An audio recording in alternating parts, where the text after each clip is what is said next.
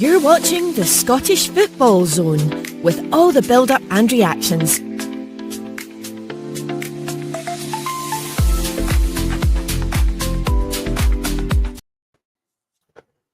Final score from Celtic Park. Celtic now Kairat nil in the Champions League playoffs, and I suppose it's the second night in a row it's been disappointing for the Scottish clubs in Europe. So, but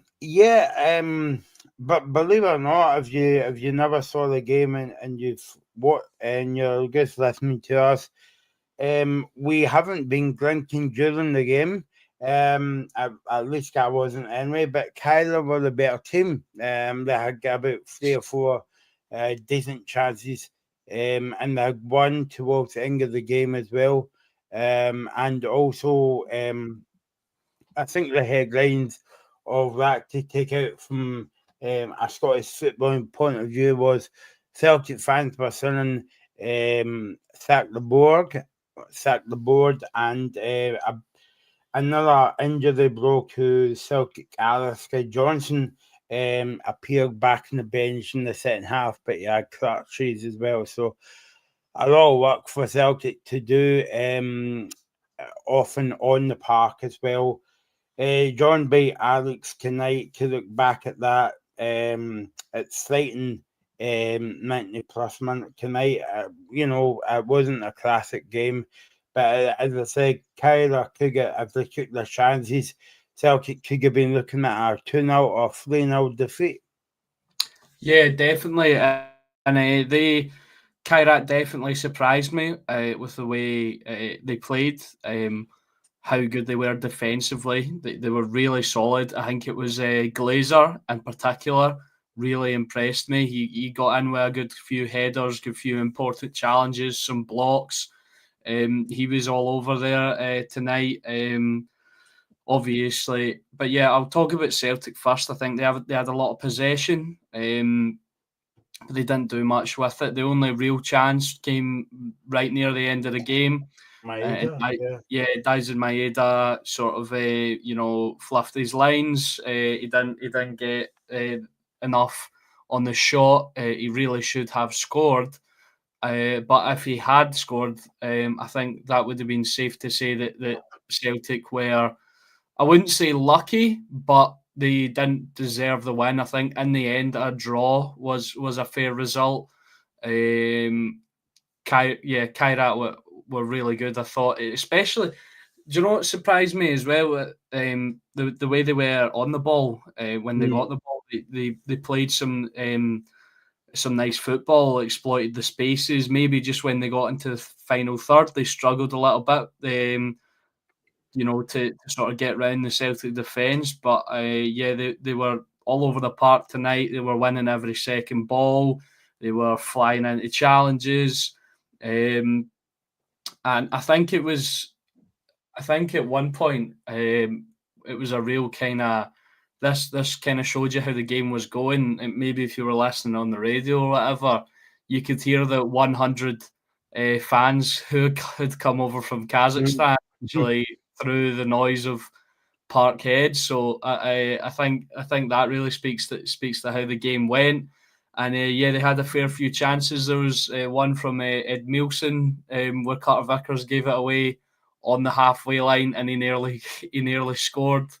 That was a real scare for Celtic, and I think overall there were sloppy moments from Celtic tonight, and the fans are justified in their rage, discontent towards the performance, and I think it definitely showed that Celtic still do need to boost their squad. Would it be fair to say as well that if Maeda scored that chance, and it's one of these ones where it's hard to miss it sometimes, but if it went in, Celtic would go on the game 1-0. But I don't think the Celtic fans would still be happy at that. No, I don't think they would have been happy with the overall performance at all, because they were, despite a lot of possession, they weren't doing enough to break break the opposition down. They weren't moving the ball quick enough. Actually, this is I might get a bit of heat for this, but they reminded me a bit of the way Rangers have been playing recently. Not being able, getting to that kind of final third and not being able to do anything with the ball. Obviously, Celtic right now are better than Rangers. So nobody come after me for that. I'm not trying to say they're on the same level or whatever. But no, it just reminded me of that. And I think this was the first game this season I've properly seen Celtic, because I've been working a lot during the weekend, so I haven't really been able to tune in. I saw the game on Friday against Falkirk, but that wasn't I don't really know. I don't think that was a vintage kind of Celtic. It wasn't like a big night for them. So and they got the job done in the end. So this was the first night I properly saw Celtic, and yeah, I think they're definitely in the attacking areas. I think Adam Ida struggled to get involved. Daisen Maeda wasn't great. I think he was maybe the bright spark in that front line. James Forrest had a decent first 20 minutes, I would say, and then he kind of dropped off. I thought Ray Hotati was all right. He just kept going and going. But the rest of the squad, I don't think were great at all. Obviously, Alistair Johnson with an unfortunate injury. I hope he's doing all right. The way you never like to see a player pull up like that, do you? Off the ball, it didn't look great for him. It was flat. There wasn't pace in the play, and they didn't do enough to break Kairat down. And Kairat held strong, and they really could have come away with a win. I think that, I don't know about you, Alex, but I know it was a disappointing night for Celtic, but I think the only player I would get passed back for me was Atati as well. He ran about all night, but what's new about Atati? He does that week in, week out. But I mean, I think we said it last night as well with Rangers, and we said it tonight or on the pre-show as well, that Scottish football fans are a bit snobby at times like that, because you expect he could go to Ibrox and Parkhead and say, well, we've never heard of them, we're going to win the game 5-0 tonight, but that wasn't the case. I mean, Celtic's got history over the years. Like, the Celtic fans just turn up to the games and they'll say, yeah, I will win the game easy tonight, and just a bit kind of as we say in Scotland, cocky at times as well. But I mean, you've got to show respect to the teams, and even though Kaya it's not a big name in European football, I mean, they got past 3 qualifying rounds to get to the playoff stage. So they're there in merit. They're not just turning up to make up the numbers. Yeah, exactly.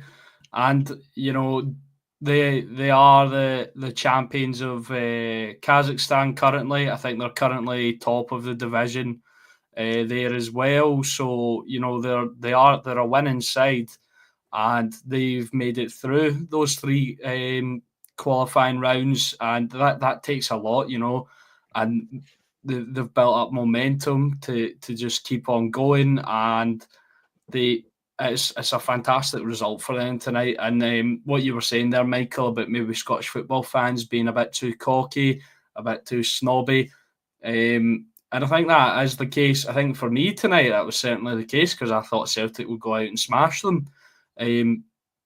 But they didn't, and and I find that quite funny, actually, because we can be like that with teams like Kairat and other sides, but we're always raging when our mates down south are always saying that we're a farmers league and all that, and so I think there's a bit of hypocrisy in there, but back to the game tonight. It was Kairat definitely showed that they aren't a team of farmers, I suppose. If for lack of a better phrase, they aren't like part-timers. They're not nobodies from some random league. They came to play. They had a plan. Like I said, Glazer really impressed me. Ed Milson, the big man up top, I thought he was really good. I, the young kid, his name escapes me right now. Obviously, he'll miss. He got a yellow card. Yeah, aye. Yep. Yeah, he'll miss the second leg next week, but he was good as well. So yeah, and that will give them a massive confidence boost to take back to their home patch. And imagine, and they'll be dreaming of making it to the Champions League, playing against likes of Real Madrid, Barcelona. Obviously, you've got the clubs in England as well. That'll be massive motivation for them. It's not a good situation for Celtic to be going into, I don't think. I think this is a better score for Kairat than it is for Celtic. I'm not going to come away with, Celtic's got trouble, all these miles. Well, so good Kairat could come over here. You know what I mean? So, I can see what Celtic fans are saying in the Scottish media, but it's the same way we Kairat. I mean, God knows when they'll get home. If they will get home, they was off tomorrow now, maybe Friday. I'm not actually sure. And plus, you've got to go through so many time zones to get to there as well. And Celtic will kind of experience that last week. But I mean, Kairat will have part one of the job done. Part two coming up next week, but also they've got the home game as well. Yeah, definitely, and it is a massive advantage for them. I didn't realise. I knew it was far away, but I didn't realise until Rory said on the commentary, they're like right on the Chinese border, basically. That's mental, and it's a big trip, and they're going back. They're taking it back to their patch, having come to one of the most famous grounds in the world. Famous for its atmosphere. Lionel Messi said I think it was the loudest ground he's ever played in. And they've gone there. They've got a really, really good result. And they get to take it back all the way to the Chinese border, basically, and they'll be motivated. And I think, honestly, I think they could get a result because I think all the cards are in their favour now. They've gone to Parkhead where everyone expected them to get battered. They've held strong. They've showed they're a good team, and it'll give them massive confidence. Well, not any Scottish team has won in Kazakhstan as well. But you make a good point that Alex, about Kylan coming to Parkhead and European nights, and the atmosphere was electric before the game. Wasn't electric after at halftime or at full time. They made the board. Peter Orwell and Michael Nicholson and the rest as well. But I think Thailand done well to turn up to Celtic Park, play a game plan, because you kind of saw what they were trying to put into the game, but also silence the fans as well. Yeah, I think they did sort of slowly kind of kill off the enthusiasm of the crowd. I think it was about 20 minutes in, you started to hear the grumbles and the frustrations, and it was the Celtic fans were getting impatient, and that'll just give them that would have just given Kairat more confidence. To go forward and keep going and keep frustrating the crowd and keep frustrating the Celtic players who looked like they were running out of ideas. They kept going down the line, not really getting it in. I think one One guy that I didn't mention that was maybe okay was Benjamin Nigren. I thought he was all right. He wasn't great, but he was fine. He was trying to sort of unlock the defence, but the passes were always like just behind or just in front or too short, or a Kairat player would come in with a block or a challenge, and then when they broke, they did look dangerous on the counter attack.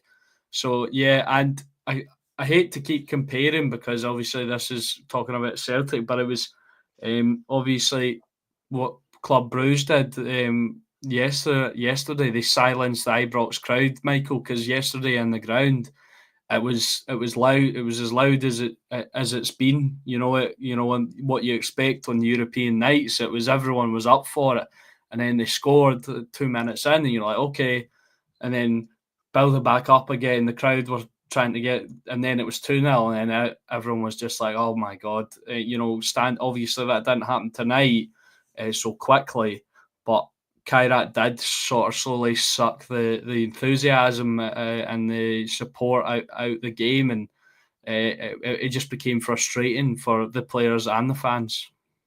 I would be interested to get your thoughts on the current game plan. If you want to call it that, the first 20 minutes, the ones kind of like Celtic faces. Now Celtic don't know how to deal with teams on their faces. I mean, we saw it last year with Rangers. I can't remember if the game was at Ibrox or Parkhead, but certainly Aberdeen in the final as well. I mean, that must be a concern for Celtic fans, and also Brendan Rodgers, that they can't kind of break teams down. And by the way, I've just remembered, sorry, it wasn't Rangers, it was St Johnstone up at McDermott Park last season. Yeah. It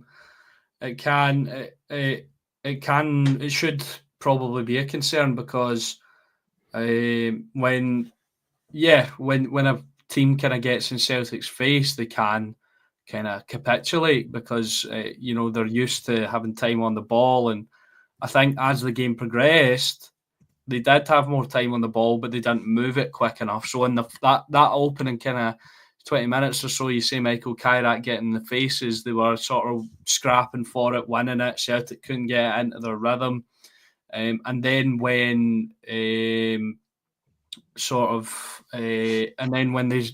when they dropped off a little bit, Celtic calmed down, and they were taking their time on the ball, but they weren't moving it quickly enough to break them down at all. It was one too many touches every time, I thought, and it was it would have been frustrating for as a supporter if I was watching that, and I have watched games like that. I'll tell you, but it is frustrating. Just take a risk, just try something. We don't mind as fans if you just try something as well. And I can't mind her name, who's on the commentary. Lucy Ward, yeah. Yeah, she does a lot of games, and she was mentioning as well that Celtic weren't taking shots from the edge of the box, and I was thinking that as well. I thought that was kind of strange. There was a couple of ones I thought Hatate could have had a goal. Nigren could have had a goal at one point. I think McGregor did have a goal, which he's not afraid to do, but I don't think he was getting those positions enough. He was nullified tonight. I thought he never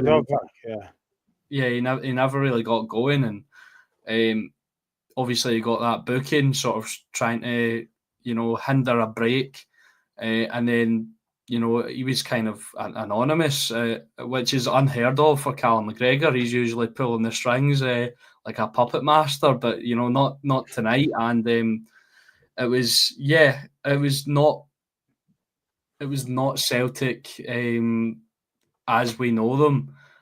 Although I wonder if a performance like this has perhaps been coming, because although Celtic have won all their opening games, from what I've heard from my mates and from what I've seen, they've not hit their top gear. They've not been excellent, but they've got the job done.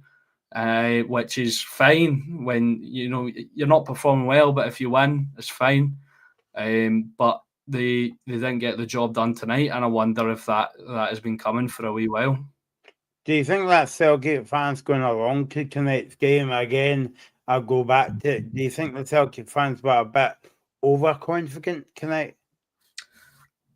No, I wouldn't say so, because I think if you support your team, you have a tendency to maybe be a bit biased, optimistic, confident, whatever you want to call it, and sort of build it up in your head.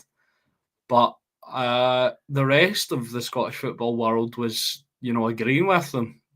Celtic are going to batter these guys, and people, me especially, because they had such a tightly contested two-legged tie in the last round against Slovan Bratislava, who Celtic battered last season in the Champions League. I know that's not always how football works. It's not 2 + 2 = 4. It's more like 2 + 2 = 8 or something like that, or 25. You never get it that way, just because this team bet someone. But I thought that was kind of a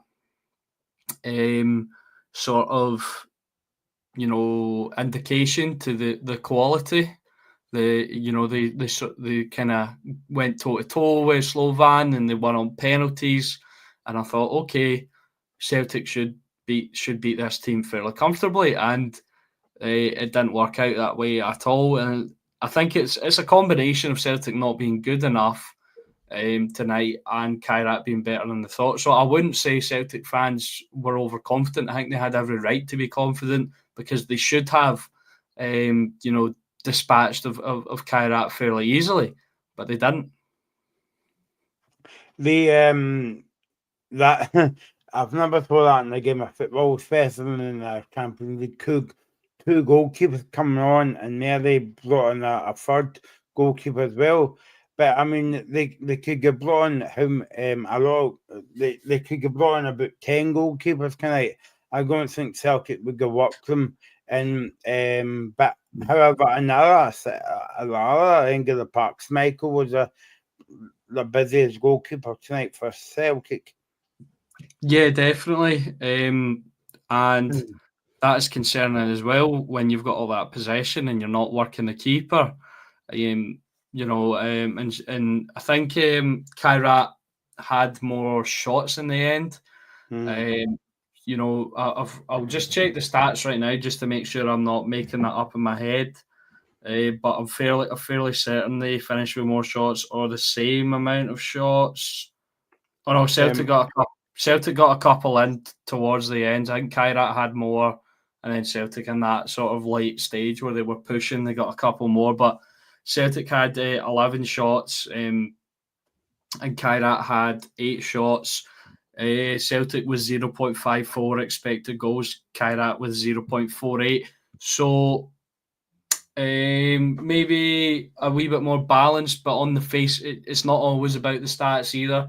Because on the face of it, when we're watching the game, we can see that the opportunities were there for the Kazakhstanis. It was a couple of good efforts from outside the box, just a whisker away. I think maybe Schmeichel had them both covered, but he was, worried enough to sort of dive for them. Like I mentioned earlier, that one from the halfway line, really close. That would have been that would have been a Puskas contender, I think. That would have a week later would have trumped Kieran Bowie's goal, which would have been mental, because obviously we had Ben Brannan and then Kieran Bowie, and then if Ed Milson had scored that would have been sensational. But I think Schmeichel was definitely the more worried of the two keepers. Of the three keepers, rather. Yeah, Graham makes a point in the comments, and I mean, we kind of touched upon this before the game, actually. He said, not making any excuses for Celtic, but Kairat looked more fitter tonight. And I think that's because they've played 20 games of the season. as well. But yeah, Celtic should be, even though Celtic's played about four games this season, but they should be able to compete against teams like that.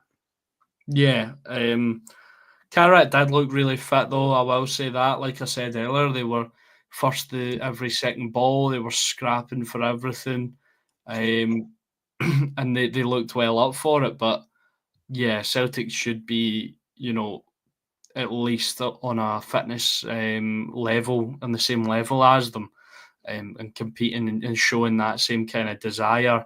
I don't know if this is kind of maybe a wee bit unfair, but it looked like for a few of the Celtic players, they just looked like they wanted to just play the game and get it done, get something to get out the road. You know what I mean? Maybe grab a goal or something or two, and maybe they showed up for an easier game than anticipated. I wouldn't think Brendan Rodgers would be instilling that in the players, but maybe their own sort of mental kind of psychology. It looked like they showed up for a comfortable night, and although Kairat didn't really have any massive opportunities, I'd say they didn't like slice them open at any point. I think they just looked like they wanted it more, and they probably were a wee bit fitter than Celtic. This is the Scottish Football Zone. We'll be here on Friday night with the preview of the weekend and on Sunday as well. And we'll be back next Tuesday night. I'm not going to. I'm not going away over there, Kazakhstan. But we'll be here covering the game, and we'll be here covering Rangers game next week as well. Don't forget, if you've not subscribed, do it right now. In fact, do it 5 minutes ago on the YouTube channel, the Scottish Football Zone, and hit the wee bell, and you get notifications when we go live and all the rest of it. Over the coming weeks on that channel, we'll be hopefully adding new programs to the channel, like for women's football, youth football, junior football. So keep it here to the Scottish Football Zone, and add this on X as well. All the details are on at the top. But yeah, I mean, obviously we're here to talk about Celtic and Kairat now the Champions League tonight. Disappointing 2 nights for the two biggest clubs in Scotland, you would say, Alex. Yeah, massively disappointing.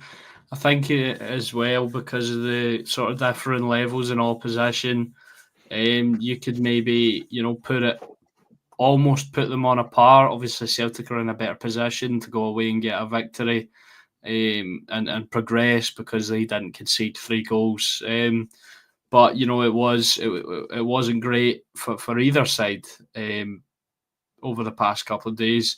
Yesterday for Rangers, it was so poor. The goal, especially the first 2 goals. The first one, I don't. I've already worked through all of this. I'm flashing back to it.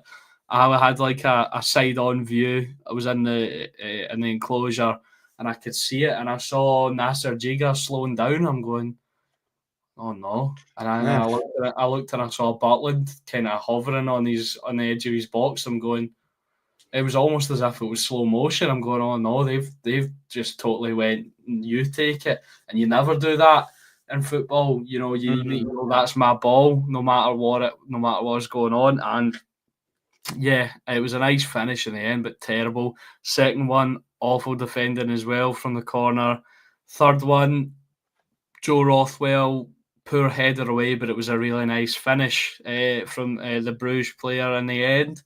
So I'm not gonna go too mental at that, but it was a really poor first half from Rangers. Second half, they started really well. They got the goal. They got another goal that was disallowed, and I think rightfully so, because the rule is if the goalkeeper has 10 fingers on the ball is within his control, so you can't kick it out of his hands.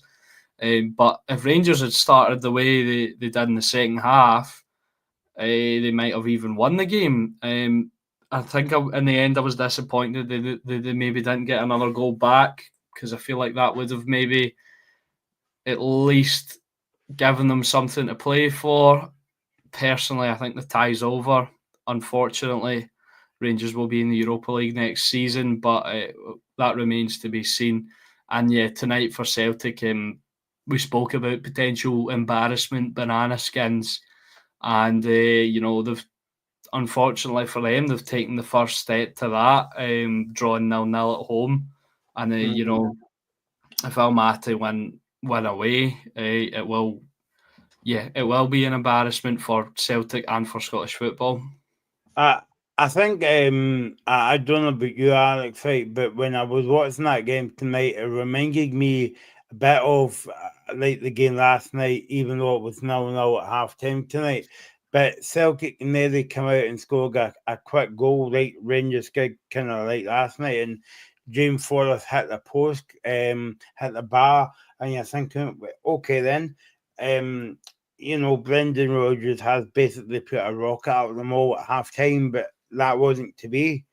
No, they slowed down again and got more lethargic, and yeah, it was not. It wasn't the scenario. And if you see that kind of fast start, you know, as a Celtic supporter, I'd imagine you start to hope and you go, all right, now we're going to see the real Celtic, and we're going to score 4 goals. And the score 3 or 4 goals in the second half, and this is the way it should be. But it didn't happen, and they sort of just reverted back to the first half kind of performance. And Almaty, kept their level of commitment and performance and drive and energy throughout the whole game. And 100 minutes of football, over 100 minutes of football. So yeah, a really, really, solid performance from Kairat, but yeah, you would have been disappointed. And if Celtic had got that goal, I think they would have perhaps gone on to win 2 or 3-0 maybe, but they didn't, and they just reverted back to sort of the slow play from the first half. I think obviously Celtic's got a game against Livingston at home, and Rangers is away to St Mirren on Sunday. We'll touch upon that on the Friday show, but like in terms of the game over there, I think you'll see a different game in terms of Kairat might sit in. Celtic has not getting a choice, and no matter they've got to go from the word go. Yeah, definitely. Definitely. I could see Kairat maybe playing for penalties, or trying to keep it tight. I've not seen their stadium or their pitch or anything, so I'm not going to claim to know anything. But I'd imagine it's a smaller pitch than Celtic Park, so they can make it difficult. And Celtic really need to go for the win from the off. They need to come out the blocks at 100 miles an hour, Michael, because if they let Kairat settle in again and make it difficult for them, it could be a long night. We could see 120 minutes of football, and it might even be more boring than the game. I think that's something I haven't mentioned yet. The game tonight was actually boring as well. Yeah, well, it wasn't the best game to watch, was it? Yeah, so we might see 120 minutes of more boring football if Celtic don't, come out the blocks firing. Yeah, we might end up seeing Celtic just making the game at Ibrox on Sunday. If it was Wednesday, they would have missed it if it goes to penalties and stuff like that. What do you think? Just looking at that the players, the non-player Celtic are bringing in at the moment. Celtic can't afford to make changes on Saturday, but also next week, because we don't know that. Well, I'm presuming I haven't held Brendan Rodgers after the game, but I presume that Alistair Johnson might be a big doubt for the game on Saturday, and maybe a big doubt for next Tuesday as well. Yeah. So yeah, I mean, you couldn't change much in that in the team. Who would you bring in? Maybe McCowan. You would bring him into the team. I think he would cause him a bit of bother. Kenny was on the bench tonight. Did he offer a bit more than Ada? I'm not really sure. I don't. Maybe Sorry. just a wee bit more. Yeah, on Yeah. you go. Sorry to jump in there, Michael. I'm Yeah. just on your point there about Adam Ida. I didn't think he was great. And when Shin Yamada came on, I thought he was even worse. He wasn't in the game at all. And yeah, why not just give Johnny Kenny a go? Because if it's not working, doing it was. I'll talk. I'm going to go back to the Rangers game in a little bit, just because this kind of feeds into the point. But yeah, no, but doing the same thing over and over again is the definition of insanity.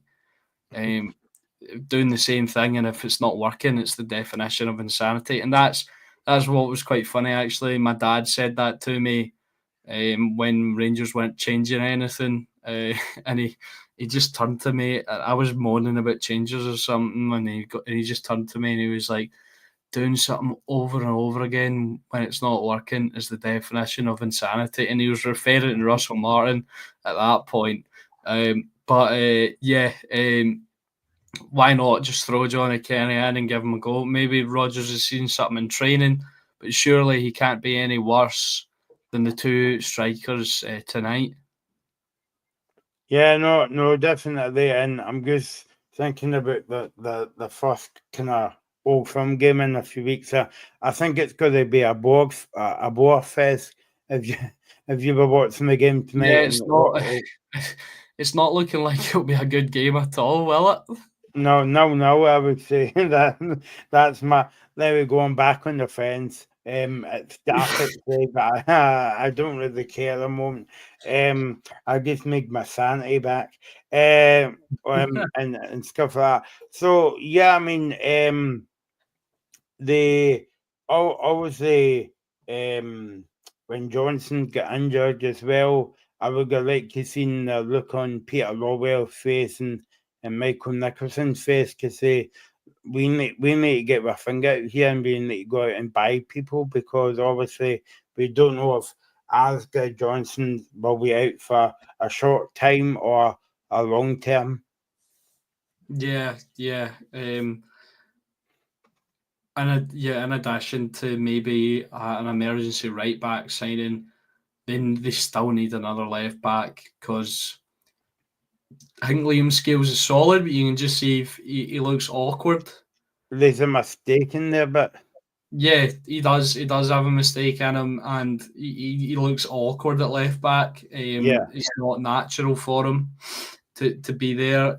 So they need another left back, because it looks like, the protocol for Kieran Tierney is 60, 70 minutes and he gets hooked because he's not fit enough. So, that, and then they need to put money in their pockets for probably two wingers. I'd say I think they need a starting right winger and another left winger, maybe a striker. Even though they've signed three strikers this summer, they still need a striker. Someone who's just a cut above the rest. I think the midfield is solid, and it's funny though, because all the links I think Celtic have been getting have been to sort of central midfielders over the past Mm. few days, couple of weeks. I think that's really strange that they're perhaps looking to strengthen, and they're the only area in the park that I think is, 100% solid. they have a wide sort of breadth of midfielders to choose from. You've got Ray Otati, Arnott Engels, Callum McGregor, Luke McCowan, now Benjamin Nigren, the forgotten man, Paulo Bernardo in there as well. So you've got those are pretty good options to choose from. Bernardo last season had some excellent games.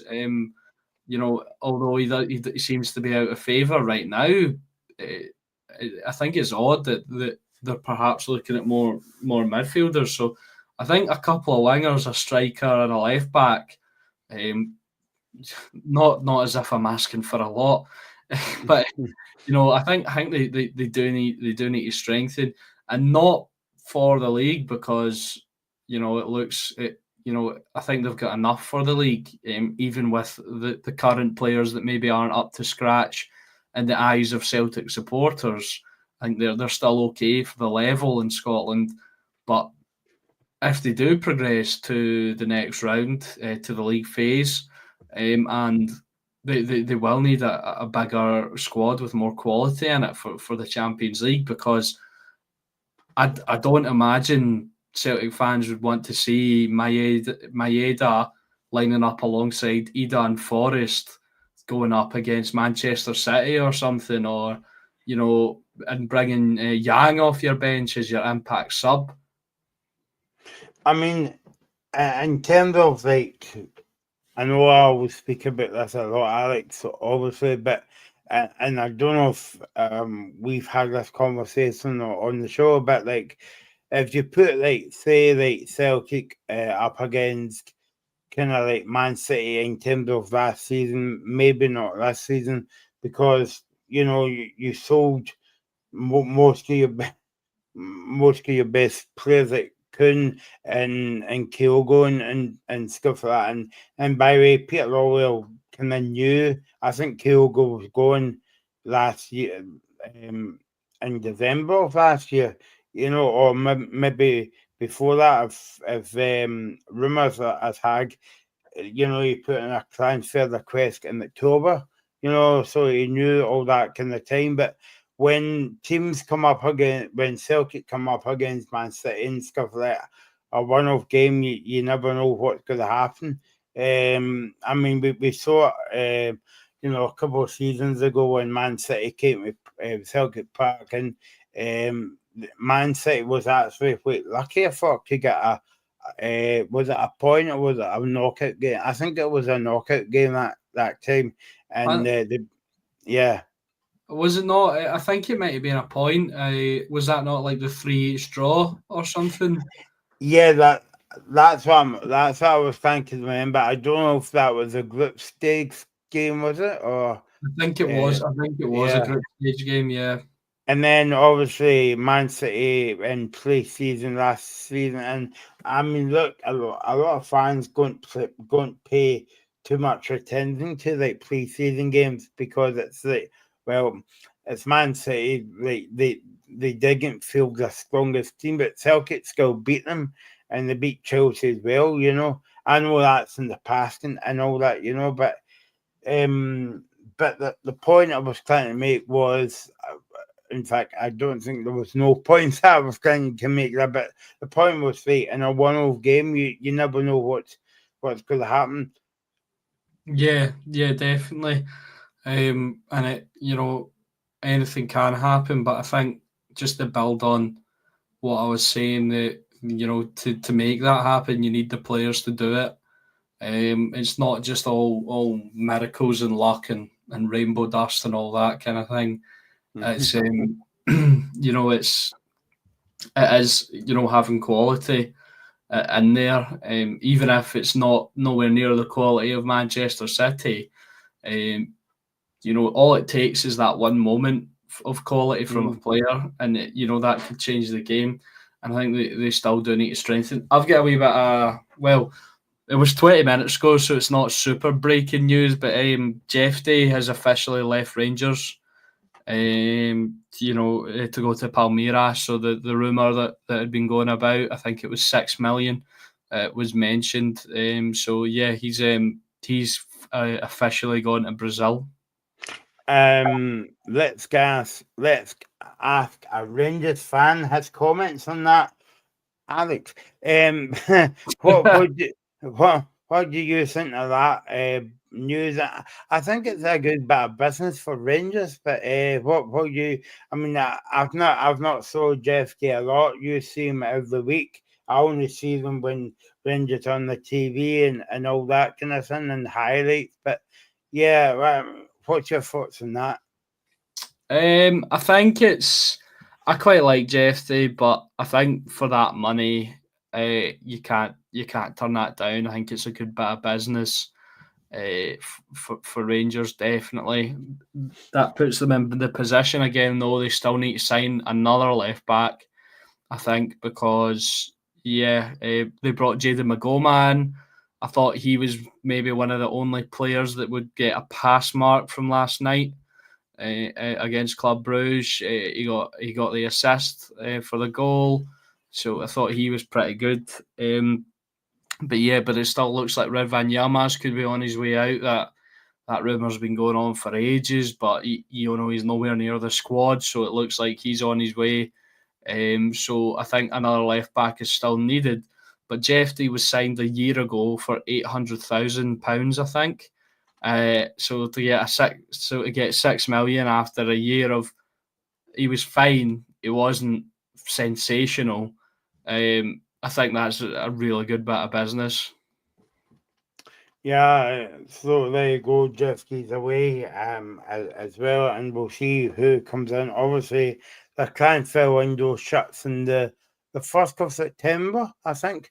And watch this space because we might be doing a special transfer show on, I think that's a Monday at 6 o'clock or something at night. So, but there you go. Back to tonight's game then.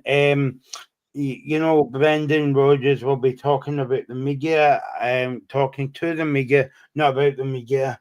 But I think the majority of the questions would be the same as yesterday's press conference about is anyone coming in?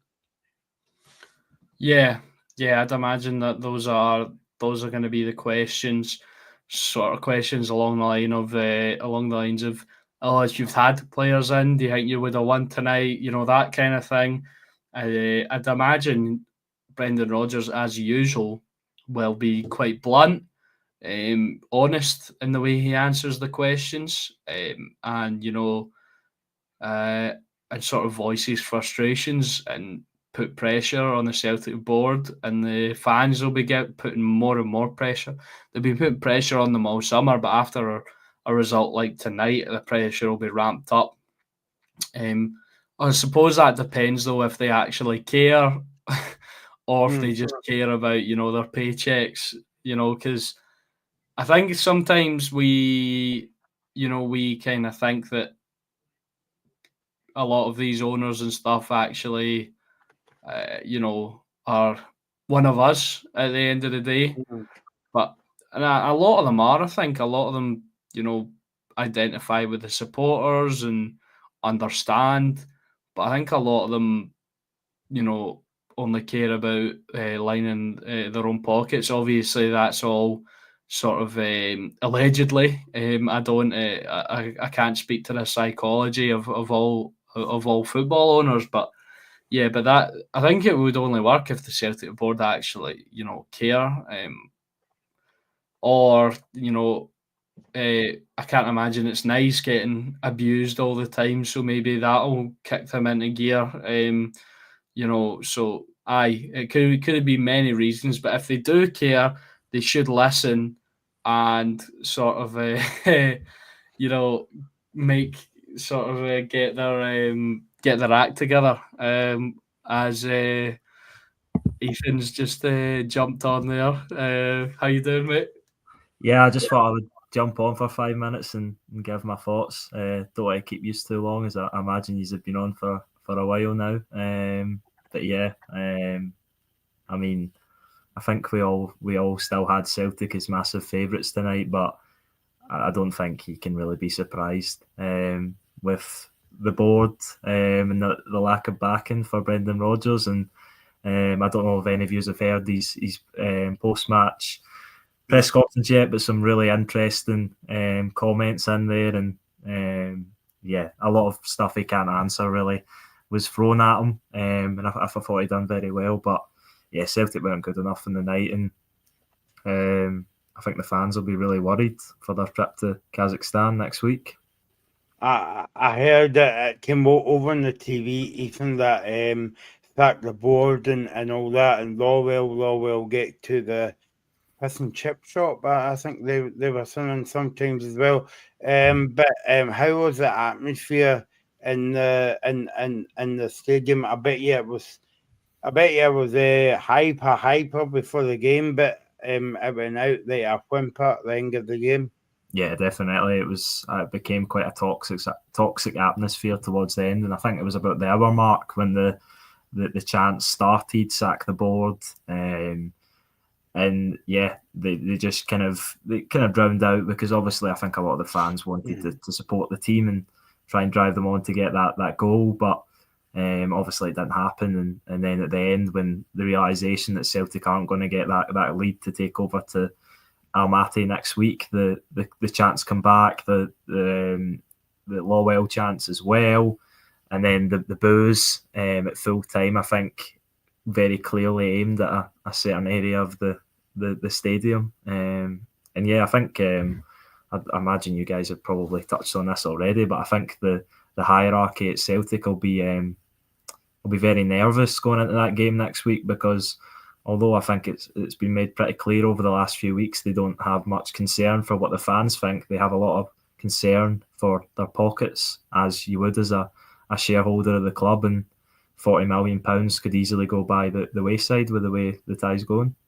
I think Alex kind of made that point before he came on as well, because he was basically saying about they're not like Celtic fans that go along to Celtic Park. They're not kind of like real supporters of the, well, not real supporters, that's a bit unfair to say, but like die-hard fans, if that's the right word to use, going on week in, week out as well. But I bet you, I was making the point to Alex as well, when Alistair Johnson went down, I would love to see Peter Lawwell and Michael Nicholson's face to say, oh no, because I don't know if he mentioned anything in this press conference after the game, Ethan, but I would imagine he's out for a few weeks. I think it was a hamstring injury, and I didn't see it at the time actually, because I was kind of keeping up with play. It was sort of off the ball, but my dad seen it and he said it was a hamstring. So, and that's what Brendan Rodgers said as well. So that's probably 2 months. He was just running, and you see him pull up and grab his hammy, and that's never a good sight to see for any footballer. Yeah, definitely, and a big period for Celtic. Obviously, got that second leg, and of course Rangers to come as well. And I don't think many Celtic fans, Anthony Ralston, of course, I would say a decent backup option, but they won't be probably confident when Kairat Almaty's main man Dastan Satpayev's on that side. And they said he gets hammers on it. Yes, I thought that, because I seen when he got a yellow card late on, he was sort of throwing his hands about, and I thought, why else would he be reacting like that unless he was suspended, and he's picked up 3 yellows in his last 3 Champions League games, so that makes sense. That's obviously a boost for Celtic, but regardless, Celtic should have had enough on the night, and they still should have enough to go over there and win, but the recent track record on trips to Kazakhstan and trips in European football in general has been terrible. So, yeah, Celtic fans will be really nervous for that one next Tuesday. Was obviously I'll watch the press conference when we're finished, but can you give us a wee flavour of what Brendan Rodgers had to say? I mentioned to Alex as well that it might be a repeat of this the press that he was giving yesterday, because all the questions were about signing players as well. I think there was only like 2 questions about the game, and all the rest of it was about signing players. So was that the same kind of tonight? Yeah, he doubled down on a lot of his points, and when thrown difficult questions, as he would be on a night like this, I thought he handled these answers well, while still sending messages. I think there's plenty of sound bites in there. It is a really good listen. And I think the one that stood out for me was that there's only so many ways I can dress up the lack of signings. That was about what he said. He mentioned so many times about having to play players at a position tonight, and yeah, I think he's made his message clear to the board that he's not been supported well enough. I think he was asked one question about, do you think the fans have the right to be unhappy with how the club's been run? And he said, that's not a question for me to answer, which I think kind of gives it away what he's thinking. And yeah, I don't think I think Celtic fans will look at it and think they should have played better on the night. Brendan Rodgers accepted that the team didn't play well enough, especially in that first half. But a lot of Celtic fans will obviously put responsibility on the higher up the food chain who haven't spent enough in the club this summer and they've underprepared for this game. And I think you've got to give massive credit to Kairat Almaty as well, because I don't think many people gave them a chance, and I certainly didn't. But they turned up. They were very well drilled. They were just really streetwise for a European team. They were buying fouls. They were time wasting, and they'd done it all brilliantly. It was Jose Mourinho-esque at Celtic Park for them, and they said that they came to set out for a draw, and they got that. So it'll feel like a win for them. Probably their biggest result in their history, going to a Celtic Park and getting a result. And they've already guaranteed Europa League, the highest competition of UEFA football, and now they've got a real chance to go into the Champions League. I just wanted to ask you as well, Ethan, about, Alex was talking about that chance Maeda missed, and to the life of me, I don't know why, we're waking up in the cold sweat at 4 a.m. because why did you not busting it? But I think if he scored that one, I think that would be papering over the cracks to the game, because then, okay, it would be good Celtic 1-1-0 going away from home, but that's not good enough, Yeah, exactly that. And 1-0 wouldn't have, you're right to say, it would have papered over the cracks. It wouldn't have been a confident victory. Celtic didn't really create enough on the night to deserve to win. Kairat Almaty didn't create much either. I would say they had the better chances, but I think a draw was probably a fair result on the night. But when you look at you put the squads against each other and the values of the clubs, there is no way Celtic should be drawing. How much did Chelsea pay for the 4 million euros, I believe. Million? All right, okay. I was gonna say because like some of these like random signings, they pay like 60 million for a guy you've never heard of. So I was wondering if that was maybe the case. I don't know what you guys thought, but I thought he did look good. He wasn't in the game a lot because they didn't have a lot of the ball, especially in the second half. But when he got on it, you could sort of see why he was the danger man. And I thought Ed Milson was really good as well. Striker, big man up top. Yeah, he was.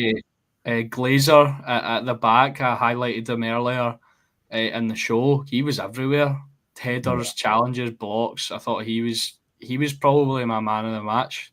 Yeah, they were really good. And that's what it is. You don't get any easy games in the Champions League, even in qualifying, and even on paper, Celtic are massive favourites, and obviously so. But when you don't turn up, these teams will make it difficult for you, and that's what they've done. And they'll take massive confidence going back to their own backyard. And yeah, it'll be really interesting to see the discourse of the match tonight, Brendan Rodgers' comments, and then Celtic at the weekend before they make the trip to Kazakhstan.